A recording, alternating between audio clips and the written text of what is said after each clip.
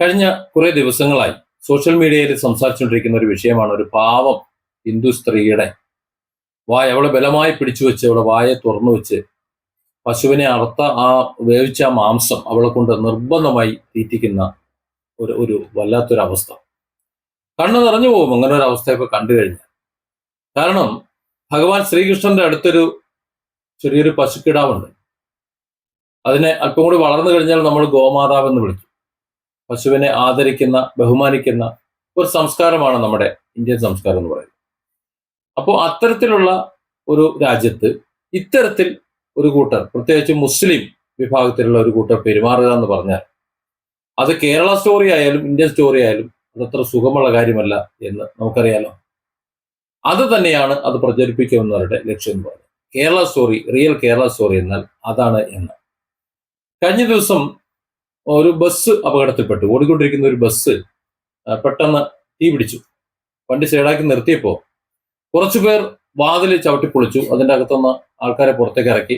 മറ്റു ചിലർ അത് അണയ്ക്കാനുള്ള തത്രപ്പാടിൽ അതിൻ്റെതായ കാര്യങ്ങൾ മുഴുകി.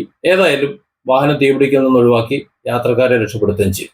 ആ വാഹനത്തിലെ യാത്രക്കാരുടെ മതം ഏതാണെന്നോ, അവിടെ തീയണയ്ക്കാൻ വന്നവരുടെ മതം ഏതാണെന്നോ, വാതിൽ ചവിട്ടിപ്പൊളിച്ചവന്റെ മതം ഏതാണെന്നോ, ആരൊക്കെയാണ് ഇറക്കി വിടുന്നതെന്നോ ഒന്നും അവിടെ ആരും ചോദിച്ചില്ല. ഇതാണ് യഥാർത്ഥ കേരള സ്റ്റോറി എന്ന് പറയുന്നത്. പക്ഷെ ഈ കേരള സ്റ്റോറിയെ തകർക്കാൻ ഒരു വിഭാഗം ശ്രമിച്ചുകൊണ്ടിരിക്കുന്നു. അങ്ങനെ ശ്രമിച്ചുകൊണ്ടിരിക്കുന്നവരിൽ സംഘ് പരിവാർ, RSS, BJP എന്ന ലേബലിൽ ഇരിക്കുന്ന ഒരു കൂട്ടർ, അവരാണ് എന്നല്ല, ആ ലേബലിൽ അങ്ങനെ ഉള്ളവരാണ് ഇവിടുത്തെ മുസ്ലിങ്ങളെ കൊല്ലാൻ, നശിപ്പിക്കാൻ വേണ്ടി ശ്രമിക്കുന്നത് എന്ന് സ്ഥാപിച്ചെടുക്കുന്ന ഒരു കൂട്ടരും, ഈ ഇന്ത്യയിൽ ഇന്ന് ജീവിച്ചിരിക്കുന്ന ഇന്ത്യൻ മുസ്ലിങ്ങൾ, അതായത് ഇന്ത്യയെ വിഭജിച്ച് ഒരു കൂട്ടർ പോയപ്പോൾ ഈ ഭാരതത്തിനോട് കൂറ് പ്രഖ്യാപിച്ചുകൊണ്ട് ഭാരതം എൻ്റെ രാജ്യമാണ്, എൻ്റെ ജീവൻ എൻ്റെ രാജ്യത്തിന് വേണ്ടി ബലി കൊടുക്കാനുള്ളതാണ് എന്ന് നിയത്ത് വെച്ചുകൊണ്ട്, ഇത് അങ്ങനെ തീരുമാനം ഉറപ്പിച്ചുകൊണ്ട് ഇവിടെ നിന്ന ഇന്ത്യൻ മുസ്ലിമിന്റെ അടുത്ത തലമുറ, ആ തലമുറ മുഴുവൻ ഭീകരവാദികളാണ് എന്ന് വിചരിപ്പിക്കുന്ന ഒരു വിഭാഗം മറുപകത്ത്. മിക്കവാറും ഇത് രണ്ടും ഒരു ഭാഗമായിരിക്കാനാണ് സാധ്യത. കാരണം ഇവർ തമ്മിൽ അടിച്ചാൽ മാത്രമേ ഇവിടെ നിലനിൽപ്പുള്ളൂ, ചിലർക്ക് നിലനിൽപ്പുള്ളൂ. അങ്ങനെ നിലനിർത്താൻ വേണ്ടിയിട്ടാണ് ഈ അടിക്കുന്നത്. അതിന്റെ പഴി കേൾക്കേണ്ടി വരുന്നത് ഇവിടുത്തെ സംഘ് പരിവാർ, RSS, BJP ഘട്ടങ്ങളും ഇപ്പുറത്തുള്ള ആ മുസ്ലിം ഇന്ത്യയിലെ മുസ്ലിം വിഭാഗങ്ങളും, ഇവർ രണ്ടുപേരുമാണ്. സത്യത്തിൽ ഇവരൊക്കെ എന്തെങ്കിലും അറിഞ്ഞിട്ടാണോ എന്ന് അറിയാൻ വയ്യ. അപ്പൊ ചോദിക്കും, വടക്കേ ഇന്ത്യയിലൊക്കെ നടക്കുന്ന സംഘർഷങ്ങളോ ബീഫിന്റെ പേരിൽ കൊലപാതകം നടക്കുന്നില്ല എന്ന്. ശരിയാണ്. മൊസപ്പൊട്ടോമിയ എന്നൊരു സംസ്കാരമുണ്ട്. അവിടെ കുറെ ഗോത്ര സമൂഹങ്ങൾ ഉണ്ടായിരുന്നു.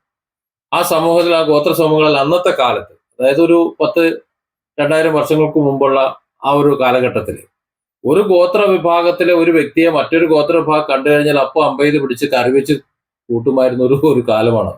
പുഴുങ്ങി തിന്നവർ ആഹാരമാക്കി കളയും. മനുഷ്യരാണെന്നൊരു പരിഗണന പോലും കൊടുക്കില്ല മറ്റൊരു ഗോത്രക്കാരനാണെന്ന് കണ്ടു കഴിഞ്ഞാൽ. അത്രയ്ക്ക് വൈരാഗ്യമായിരുന്നു. ഏതാണ്ട് സമാനമായി അത്ര ഇല്ല എന്നുണ്ടെങ്കിലും ഇപ്പോഴും അതേ വൈരാഗ്യം വെച്ച് പുലർത്തുന്ന സമൂഹങ്ങൾ നമ്മുടെ ഇന്ത്യയിലുണ്ട്. അതിലൊരു പക്ഷേ ഒരു വിഭാഗം ചിലപ്പോൾ മുസ്ലിമിന്റെ പേര് പറഞ്ഞുകൊണ്ട് പോകുന്ന ആളായിരിക്കാം, മറ്റു വിഭാഗം ചിലപ്പോൾ ഹിന്ദുവിന്റെ പേര് പറഞ്ഞുകൊണ്ട് പോകുന്നവരായിരിക്കാം. നമുക്ക് മണിപ്പൂരിൽ നോക്കുകയാണെങ്കിൽ കുക്കി മേത്തി വിഭാഗങ്ങൾ, അത് ക്രിസ്ത്യാനികളാണോ RSS കാരണോ എന്നുള്ളതല്ല വിഷയം. ഇത് എത്രയോ കാലം മുമ്പ്, ഇന്ദിരാഗാന്ധിയുടെ കാലത്ത് മുഴുവൻ അവിടെ വലിയൊരു സ്ഫോടനം നടത്തിക്കളഞ്ഞു. 10,000-2000 എണ്ണത്തിന് പിടിച്ച് കൊന്നു കളഞ്ഞു. പക്ഷെ സോഷ്യൽ മീഡിയ ഇങ്ങനെ ഇല്ലാതിരുന്നത് കൊണ്ടത് നമ്മൾ അറിഞ്ഞില്ലെന്നേ ഉള്ളൂ. അപ്പൊ അന്ന് മുതലേ തുടങ്ങിയതാണ്, പണ്ട് മുതലേ ഉള്ളതായിരുന്നു ആ ഒരു ഗോത്ര സമൂഹങ്ങളുടെ, ആ വിഭാഗങ്ങളുടെ അടി. ഇത് ഉത്തരേന്ത്യയിൽ നല്ലോണം ഉണ്ട്. അതിൽ ആരെങ്കിലും മരണപ്പെടുമ്പോൾ അത് ബീഫിന്റെ പേരിലെ കൊലയായിട്ടും അല്ലെങ്കിൽ മറ്റെന്തെങ്കിലുമായിട്ടൊക്കെ നടക്കും. രണ്ടാമത്തെ ബീഫിന്റെ പേരിലുള്ള കൊല എന്ന് പറയുന്നത് അവിടെ മുസ്ലിം ആയാലും ഹിന്ദു ആയാലും ക്രിസ്ത്യാനിയായാലും ആരായാലും പശു എന്ന് പറയുന്നത് അവരുടെ ഒരു ദേവതാ സങ്കല്പത്തിൽ ഒരുങ്ങി നിൽക്കുന്ന ഒരു സംഗതി തന്നെയാണ്. ആരെങ്കിലും അതിനെ അറുക്കുന്നുണ്ടെങ്കിൽ, അങ്ങനെ അറുത്തുവെന്ന് സംശയിച്ചാൽ, അറുക്കണമെന്നില്ല, സംശയിച്ചാലും മതി, ആരെങ്കിലും അവൻ കൊണ്ടുപോകുന്നത് പശുവിന്റെ ഇറച്ചിയാണെന്ന് പറഞ്ഞാലും മതി, അവൻ പിന്നില്ല, അവനെ തീർക്കും. ആ തീർക്കാൻ പോകുന്നതിൽ എല്ലാ മതസ്ഥരും ഉണ്ടാകും. പക്ഷെ കൊല്ലപ്പെടുന്നവൻ ഒരു മുസ്ലിമാണ് എന്നുണ്ടെങ്കിൽ മുസ്ലിങ്ങളെ RSSകാർ കൊന്നു എന്നും, ഇനി കൊല്ലപ്പെടുന്നതിൽ ഒരു ഹിന്ദു നാമധാരിയോ മറ്റോ ആണെന്നുണ്ടെങ്കിൽ അത് മുസ്ലിം ഭീകരവാദമായിട്ടും അവിടെ ചിത്രീകരിക്കപ്പെടും. അങ്ങനെ ചിത്രീകരിക്കപ്പെട്ടാലേ ഈ രാജ്യത്തിൽ ഇങ്ങനെ തല്ലുപിടി ഉണ്ടാക്കാൻ പറ്റും. നമ്മൾ ഒന്നുകൂടി കടന്ന് ചിന്തിക്കുകയാണെന്നുണ്ടെങ്കിൽ ഹിന്ദു വിഭാഗങ്ങളിലെ പ്രേമ വിവാഹങ്ങൾ നമുക്കറിയാം. ഉത്തരേന്ത്യയിൽ നടക്കുന്ന ഇത്തരത്തിലുള്ള ഗോത്ര വിഭാഗങ്ങളോ അല്ലെങ്കിൽ പിന്നോക്ക വിഭാഗങ്ങളോ അല്ലെങ്കിൽ ഏതെങ്കിലും ഒരു ഏരിയയിലുള്ള വിഭാഗങ്ങളോ അവിടെ ജാതീയമായിട്ട് ഉന്നത ജാതനായിട്ടുള്ള ഒരു പെണ്ണോ അല്ലെങ്കിൽ ഒരാണോ മറ്റൊരു ജാതിയിലുള്ള ഒരു പെണ്ണോ ആണുമായ ഒരു പ്രേമവിവാഹം പോലും അല്ലെങ്കിൽ പ്രേമിക്കുന്നത് പോലും കുറ്റകരമായി കണ്ട് അവരെ അടിച്ചു കൊല്ലുകയും എറിഞ്ഞു കൊല്ലുകയും തീയിട്ട് കൊല്ലുകയും അല്ലാതെ കൊന്നുകളയും ഒക്കെ ചെയ്യുന്ന ഒരു കാലഘട്ടത്തിൽ തന്നെയാണ് നമ്മൾ ജീവിക്കുന്നത്. പക്ഷെ നമ്മൾ ഇതൊക്കെ മലയാളത്തിൽ സംസാരിക്കുന്നത് 2026 ഇതിൽ കുറച്ച് വിദ്യാഭ്യാസം വരെയുള്ള ഒരാളെന്ന് അഹങ്കരിച്ചുകൊണ്ട് ഇവിടെയാണെന്ന് മാത്രമേ ഉള്ളൂ. ഇതുപോലെയല്ല ഉത്തരേന്ത്യയിൽ പോലും നടക്കുന്നത്, പലയിടങ്ങളും നടക്കുന്നത്. ഇനി നമുക്ക് ഇന്ത്യയിലെ മുസ്ലിങ്ങളുടെ ബീഫിന്റെ കാര്യത്തിലേക്ക് തന്നെ വരാം. ബീഫിന്റെ കാര്യത്തിലേക്ക് മുസ്ലിങ്ങൾ ഇവിടെ കഴിക്കുന്നത് പോത്തിറച്ചിയാണ്, എരുമ ഇറച്ചിയും കഴിക്കും. അതായത് പോത്ത് ആ ഒരു മേഖലയാണ് കൂടുതൽ ഇറച്ചി കഴിക്കുന്നത്. പിന്നെ ആട്ടിറച്ചി കഴിക്കുന്നുണ്ട്, പിന്നെ കാള ഇറച്ചി കഴിക്കുന്നുണ്ട്, കുട്ടൻ എന്നൊക്കെ പറഞ്ഞിട്ട് അത് കഴിക്കുന്നുണ്ട്. അത് കഴിഞ്ഞാൽ പിന്നെ കോഴിയിറച്ചി, അത് സാർവത്രികമായി എല്ലാവരും കഴിക്കുന്നുണ്ട്. പക്ഷെ ഇന്ത്യയിലെ മുസ്ലിം എവിടെയും പശുവിനെ അറുത്ത് തിന്നുന്നില്ല, തിന്നാൻ അവർക്ക് കഴിയില്ല. ഇതിനിടയിൽ ആരെങ്കിലും എവിടെയെങ്കിലും ഇത്തരത്തിലുള്ള കുത്സിത പ്രവൃത്തി ചെയ്യുന്നുണ്ടോ എന്നറിയില്ല. ചെയ്യുന്നവരുണ്ടാകും, കാര്യം എല്ലാ മതസ്ഥരിലും എല്ലാ ജാതിയിലും ഇത്തരത്തിലുള്ള ചില വിളഞ്ഞ വിത്തുകൾ ഉണ്ടാവുമല്ലോ. അവരെ പശുവിനെ അറുത്തിട്ട് പശു ഇറച്ചിയാണെന്ന് പറയാതെ കാള ഇറച്ചി എന്ന് പറഞ്ഞുകൊണ്ടോ അല്ലെങ്കിൽ മറ്റെന്തെങ്കിലും ഇറച്ചി എന്ന് പറഞ്ഞിട്ടോ വിൽക്കുന്നുണ്ടാകാം. അത് പശു ഇറച്ചിയാണ് എന്ന് അറിയാതെ ചിലരൊക്കെ വാങ്ങി കഴിക്കുന്നുണ്ടാകാം. അങ്ങനെ കഴിക്കുന്നവരിൽ ഹിന്ദുവും മുസ്ലിമാനും ഉണ്ടാകാം, അത് വേറെ വിഷയമാണ്. പക്ഷെ അറിഞ്ഞുകൊണ്ട് ഒരു കാരണവശാലും ഒരൊറ്റ ഇന്ത്യൻ മുസ്ലിം എന്ന് പറയുന്ന ഹിന്ദുക്കൾ എന്തായാലും കഴിക്കില്ല, പക്ഷെ മുസ്ലിങ്ങളാണല്ലോ ഇവിടുത്തെ വിഷയം, ബീഫാണല്ലോ ഇവിടുത്തെ വിഷയം. അതുകൊണ്ടാണ് ഒരൊറ്റ ഇന്ത്യൻ മുസ്ലിമും പശുവിനെ അറക്കുകയുമില്ല, അത് വാങ്ങുകയുമില്ല, ഭക്ഷണം പാകം ചെയ്യുകയുമില്ല, കഴിക്കുകയുമില്ല. ഇതാണ് വസ്തുത. അത് പശു ഇന്ത്യൻ മുസ്ലിമിന് ഹറാമായതുകൊണ്ടാണോ? അല്ല. പശു എന്നത് ഇന്ത്യക്കാരെ സംബന്ധിച്ചിടത്തോളം, നേരത്തെ ഞാൻ ഭഗവാൻ ശ്രീകൃഷ്ണന്റെ കാര്യം പറഞ്ഞതുപോലെ, ഇന്ത്യയിലെ ജനങ്ങൾ, ഇന്ത്യക്കാരായിട്ടുള്ള ജനങ്ങൾ, ആ ജനങ്ങളുടെ മനസ്സിന്റെ ഉള്ളിൽ അല്ലെങ്കിൽ അവന്റെ തലച്ചോറിൽ ഇൻബിൽട്ട് ആയിട്ടുള്ള ഒരു പ്രോഗ്രാമിംഗ് ആണ് പശു എന്ന് പറയുന്നത്. ആ രീതിയിലുള്ള ഒരു സങ്കല്പമാണ്. അതിപ്പോൾ ഏത് രീതിയിലും എനിക്ക് എക്സ്പ്ലെയിൻ ചെയ്യാൻ കഴിയുന്നില്ല. അത്തരത്തിലുള്ള ഒരു സംഭവമാണ്. അതിനെ ദ്രോഹിക്കാൻ പാടില്ല, അതിനെ ആദരിച്ച് ബഹുമാനിച്ച് കൊണ്ടുപോകേണ്ടതാണ് എന്ന ഒരു ചിന്ത അവരുടെ മനസ്സിലുണ്ട്. അതിന് മതമൊന്നുമില്ല. ഇന്ത്യക്കാരെ സംബന്ധിച്ചിടത്തോളം എല്ലാ മതക്കാരിലും അതുണ്ട്. ഇന്ത്യയിൽ ജീവിക്കുന്ന, ഇന്ത്യയിൽ ഇന്ന് വളർന്നു വരുന്ന എല്ലാ തലമുറയിലും ആരും പറഞ്ഞു കൊടുക്കാതെ തന്നെ അതുണ്ട് എന്നുള്ള ഒരു സത്യമാണ്. അപ്പൊ പിന്നെ ഇന്ത്യയിൽ ബീഫ് കഴിക്കുന്നതിനെ കുറിച്ച് ചർച്ച ചെയ്യേണ്ട ആവശ്യമുണ്ട്. ബീഫ് എന്ന് പറഞ്ഞാൽ നമ്മളൊക്കെ ഉദ്ദേശിക്കുന്നത് പോത്തിറച്ചിയാണ്. പക്ഷേ അങ്ങനെയല്ല. പശു ഇറച്ചിയാണ് ബീഫ് എന്ന് പറഞ്ഞുകൊണ്ട്, മുസ്ലിങ്ങളെല്ലാം ബീഫ് കഴിക്കുന്നവരാണ് എന്ന് പറഞ്ഞുകൊണ്ട്, പശുവിനെ അറുത്ത് തിന്നുന്നവരാണ് മുസ്ലിങ്ങൾ എന്ന് പറഞ്ഞുകൊണ്ട് ഇവിടെ വർഗീയ വിഷങ്ങൾ വിതറിയാൽ മാത്രമേ, വിഭാഗീയത സൃഷ്ടിച്ചാൽ മാത്രമേ ഇവിടെ ചിലർക്ക് അവരുടെ കച്ചവട താല്പര്യങ്ങൾ, രാഷ്ട്രീയ കച്ചവട താല്പര്യങ്ങൾ നടക്കും. അതിന്റെ ഭാഗമായിട്ടാണ് പല രീതിയിലുള്ള പ്രചരണങ്ങൾ നടക്കുന്നത്. ഇപ്പൊ വന്നിട്ടുള്ള കേരള സ്റ്റോറിയിലുള്ള ബീഫ് തീറ്റ പോലും അതിന്റെ ഭാഗമായിട്ടുള്ളതാണ്. എത്ര കോടിയും അവർ മടക്കും.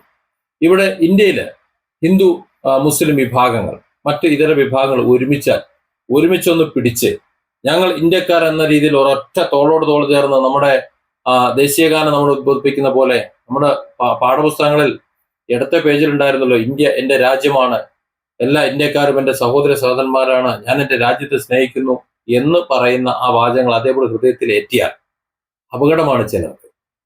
കാരണം ചിലരുടെ കച്ചവടം നടക്കില്ല. അവരാണ് യഥാർത്ഥത്തിൽ രാജ്യദ്രോഹികൾ. ആ രാജ്യദ്രോഹികൾ എറിയുന്ന വിഷവിത്ത്, ആ വിത്ത് കണ്ടിട്ട് ഇവിടുത്തെ ഹിന്ദുവും മുസൽമാനും ചതിക്കപ്പെടുകയാണോ പറ്റിക്കപ്പെടുകയാണോ എന്ന് മനസ്സിലാക്കുന്നില്ല. ഇവർ മനസ്സിലാക്കുന്നില്ല. അതാണ് ഇതിന്റെ അപകടം. ഈ ബീഫിന്റെ പേരിലായാലും പശുവിന്റെ പേരിലായാലും മറ്റെന്തിന്റെ പേരിലായാലും, രാമക്ഷേത്രത്തിന്റെ പേരിലായാലും ബാബരി മസ്ജിദിന്റെ പേരിലായാലും ഏതിന്റെ പേരിലായാലും ഇങ്ങനെ തമ്മിൽ അടുപ്പിക്കുമ്പോൾ ഇത് തമ്മിൽ അടിക്കുന്നത് ഈ സാധാരണക്കാരെ ജനങ്ങളാണ്. അടുപ്പിക്കേണ്ടത് അവരുടെ ആവശ്യമാണ്. അങ്ങനെ അടിച്ചില്ല എന്നുണ്ടെങ്കിൽ അവർക്ക് നിലനിൽപ്പില്ല. അവരുടെ നിലനിൽപ്പിന് വേണ്ടി നമ്മുടെ രാജ്യത്തെ പിച്ച് കീറി ഇവിടെ വിഭാഗീയതയും വർഗീയതയും പരത്തി നടക്കുന്ന ആ വർഗീയവാദികളെ തിരിച്ചറിയാൻ പക്ഷെ ഇവിടെ നമുക്കിട്ട് കഴിയുന്നുമില്ല. വലിയ അപകടമല്ലേ? നമ്മൾ തിരയാണ് നമ്മുടെ ചുറ്റും ഭീകരവാദികൾ. ഒരു മുസ്ലിം പേരുണ്ടെങ്കിൽ അവനൊരു ഭീകരവാദിയാണ്, ഒരു ഹിന്ദു പേരുണ്ടെങ്കിൽ അവൻ സംഖ്യ. അങ്ങനെ നമ്മൾ തിരയാണ്, അവരുടെ ഇടയിൽ തന്നെ നമ്മൾ തിരയാണ്. നിങ്ങൾ സോഷ്യൽ മീഡിയയിൽ ഒന്ന് നോക്ക്. സോഷ്യൽ മീഡിയയിൽ തെറി വിളിക്കുന്ന, ഒരുപക്ഷെ ഈ വീഡിയോയ്ക്ക് താഴെയും ഒരുപക്ഷെ ഫേസ്ബുക്കിൽ തെറിവിളി ഉണ്ടാകാം. അത്തരം തെറി വിളിക്കുന്നവരുടെ ഫേസ്ബുക്ക് പ്രൊഫൈൽ ഒന്ന് പോയി നോക്ക്. ഒരൊറ്റ എണ്ണത്തിന്റെ പ്രൊഫൈൽ പോലും കാണാൻ കഴിയില്ല. എല്ലാം ബ്ലോക്ക് ചെയ്ത് വെച്ചിട്ടുണ്ടോ. മിക്കവാറും എല്ലാം ഫേക്കുകളായിരിക്കും. പല ചിത്രങ്ങൾ, വല്ല ശ്രീകൃഷ്ണന്റെയോ പശുവിന്റെയോ ഒക്കെ ചിത്രങ്ങൾ കൊടുക്കും ഒരു മുസ്ലിമിനെ തെറി വിളിക്കുന്നു. ഒരിക്കലും ഒരു ഹിന്ദു അങ്ങനെ ഒരു മുസ്ലിമിനെ തെറി വിളിക്കില്ല. കാര്യം അമ്പലത്തിന്റെ മുന്നിൽ കൊണ്ടുപോയി ചത്ത പശുവിന്റെ കുടൽമാലയും ചത്ത പശുവിന്റെ തലയും ഇടുകയും പള്ളിയുടെ മുന്നിൽ പന്നിയുടെ അതുപോലെ മറ്റ് അവശിഷ്ടങ്ങളും കൊണ്ടുവന്നിട്ട് അങ്ങനെ പരസ്പരം കലഹിപ്പിക്കാൻ ശ്രമിച്ച ഈ ശ്രമം ഇന്ന് മുന്നിലേ തുടങ്ങിയൊന്നുമല്ല, സ്വാതന്ത്ര്യത്തിന് മുമ്പ് തുടങ്ങിയതാണ്. അതിന്റെ ഫലമാണ് നമ്മുടെ രാജ്യം വിഭജിച്ചു പോയത് പോലും. എന്നിട്ട് ഈ 2026 കാലഘട്ടത്തിൽ ഇപ്പോഴും അത് അങ്ങനെ തന്നെ തുടരുന്നു. അതിനൊക്കെ ഞാനും നിങ്ങളും അതിന് കൂട്ടുനിൽക്കുന്നു എന്ന് പറയുമ്പോൾ നമുക്കൊന്നും വളരണ്ടേ? നമ്മുടെ ചർച്ചകൾ നിറയെ ബീഫുണ്ട്. ബീഫിനെ കുറിച്ചാണ് ചർച്ച മുഴുവൻ. ഭക്ഷണത്തെക്കുറിച്ചും പൊറോട്ടയെ കുറിച്ചും ബീഫിനെ കുറിച്ചുമാണ് ചർച്ച. എന്നാൽ ഇതേ ഇന്ത്യയിൽ ആ വിശപ്പ് കാരണം ജീവിക്കാൻ കഴിയാത്ത എത്ര ജനവിഭാഗങ്ങളുണ്ട്. എന്തുകൊണ്ടാണ് അവരുടെ ആ വിശപ്പിനെ കുറിച്ച് നമുക്ക് ചർച്ച ചെയ്യാൻ കഴിയാത്തത്? ഇവിടെ ബീഫിനെ കുറിച്ചും ബീഫ് കഴിക്കുന്നതിനെ കുറിച്ചുമാണ് ചർച്ച. വിശപ്പിനെ കുറിച്ച് ചർച്ചയില്ല. എന്തുകൊണ്ടാണ് നമുക്കിന്ന് സാധിക്കാത്തത്? കാരണം ഭക്ഷണത്തെക്കുറിച്ച്, വിശപ്പിനെ കുറിച്ച് നമ്മൾ സംസാരിക്കാൻ തുടങ്ങിക്കഴിഞ്ഞാൽ ഇങ്ങനെ ജനങ്ങളെ വിഭജിക്കാൻ പറ്റില്ല. വിശപ്പ് എന്ന് പറയുന്നത് എല്ലാ സാധാരണക്കാരെയും, എല്ലാവരുടെയും, ഹിന്ദുവിന്റെയും മുസൽമാന്റെയും എല്ലാവരുടെയും പ്രശ്നമാണ്. അതിന്റെ പേരിൽ വിഭജിക്കാൻ പറ്റില്ല. അപ്പോൾ പിന്നെ നമ്മൾ ബീഫിന്റെ പേരിൽ അല്ലെങ്കിൽ അതുപോലെ മറ്റെന്തിന്റെങ്കിലും പേരിൽ, വിശ്വാസത്തിന്റെ പേരിൽ കലഹിപ്പിക്കണം.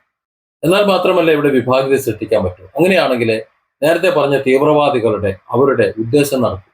ചുരുക്കം പറഞ്ഞാൽ പ്ലേറ്റിനെ കുറിച്ച് നമ്മൾ സംസാരിക്കും, പ്ലേറ്റിൽ വിളമ്പിയ വിഭവങ്ങളെ കുറിച്ച് സംസാരിക്കും, ആ പ്ലേറ്റിൽ വിളമ്പിയ മാംസത്തെക്കുറിച്ചും സംസാരിക്കും, അത് കൊണ്ടുവന്നവന്റെ മതത്തെക്കുറിച്ചും സംസാരിക്കും, ഇതെല്ലാം സംസാരിക്കും. പക്ഷേ ആ പ്ലേറ്റിൽ വിളമ്പിയ ആ മാംസം കാലിയാകുന്നതിനെ കുറിച്ച് ആരും ഇവിടെ സംസാരിക്കുന്നില്ല. അവർക്കതിന് സംസാരിക്കാൻ സമയവുമില്ല. Different angles. Don't forget to subscribe and support this channel.